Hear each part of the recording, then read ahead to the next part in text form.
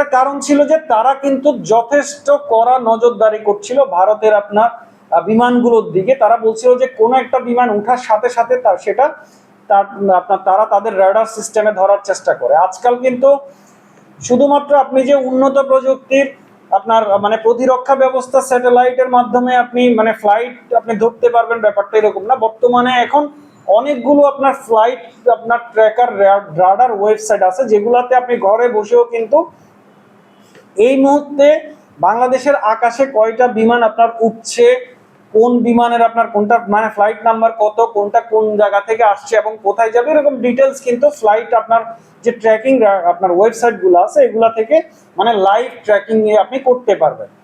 আরো সহজভাবে বললে ধরুন আপনার একজন প্রিয়জন চট্টগ্রাম থেকে আপনার ফ্লাই করে ঢাকা যাচ্ছে, আপনি কিন্তু উনি যখন ফ্লাইটটা টেক অফ করবে তখন থেকে কিন্তু আপনার এই যে ফ্লাইট যে ট্র্যাকিং আপনার রাডার ওয়েবসাইট যেগুলো আছে এগুলাতে আপনি কিন্তু দেখতে পাবেন বিমানের পজিশনটা।